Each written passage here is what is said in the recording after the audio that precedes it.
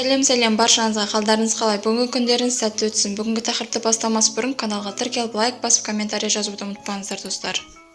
Әлеуметтік желіде танымал журналист тележүргізуші Ләйла Сұлтанқызының жолдасы Қайрат Беркінбаевтың өмірден өткен туралы суық хабар тарады. Суық хабарды продюсер Жан Мұханов өзінің Instagram парақшасына жазды. Бүгін біз жақын досымыз Беркінбаев Қайраттан айырылдық. Жүрегі тоқтап қалды. Ең жақсы досым әрі әріптесім Ләйла Сұлтанқызына көңіл айтам. Бекем бол досым, жақсы адам, күйеу, әке, жан дос болып еді. Жаны жанатта болсын деп жазды Жан Мұханов өзінің Instagram парақшасында. Қайғылы қазаға экономист, блогер Дәулет Мұқаев та көңіл айтты. Бүгін таңғы уақытта Қайрат Беркінбаев дүниеден озды. Қайрат ағаны бірінші рет көргенмін, өте биязы, сабырлы адам еді. Белсенді кәсіпкер, өзінің ісін маман еді. Әрі талай қайырымдылық іс жасап, қайырымдылықтың жаршысы болып жүретін. Аз сөйлеп көп іс тындыратын. Жаны жанатта болсын.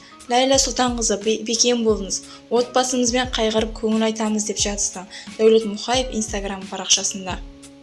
Беркінбаев кәсіпкер, Қазақстан Республикасының президенті, іс басқармасының медициналық орталығының оқжетпес емдеу сауықтыру кешенінің президенті. 2019 жылы Қазақстан тәуелсіздік күні қарсаңында 3-ші дәрежелі барыс мемлекеттік орден марапатталған. Ләйла Сұлтанқызы Свит Қазақстан орталық берген сұхбатында жолдасының мен тұрмысқа шыққан кезде күйеуім ажырасқан болатын. Маған дейін оның 2 некесі болған. Бұл туралы бұған дейін айтқанмын.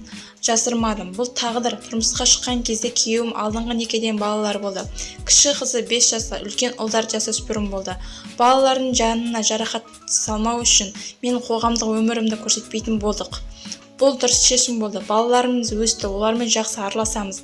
Құдағидың барлығымен танимын, деді Ләйла Сұлтанқызы. Біз де Ләйла Сұлтанқызына қайғырып көңіл айтамыз, бекем болыңыз. Балаларыңыздың өмірі ұзақ болсын. Солардың қызықшылығын көруді сізге жазсын Алла. Өмірі жасыңыз ұзақ болсын.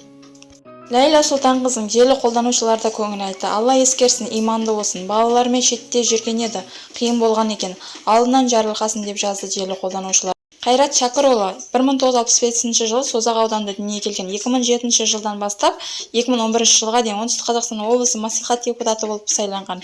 2011 жылдан бастап Қазақстан Республикасының президентінің іс басқармасы жүйесінде қызмет атқарып келеді. 2019 жыл тәуелсіздік күніне орай 3-ші дәрежелі барыс ордені мемлекеттік наградасымен марапатталған еді. Соңына дейін тыңдағандарыңызға көп рахмет. Лайк басып комментарий жазып каналға тіркелуді ұмытпаңыздар достар. Жақсы жаңалықтармен бөлісетін боламыз.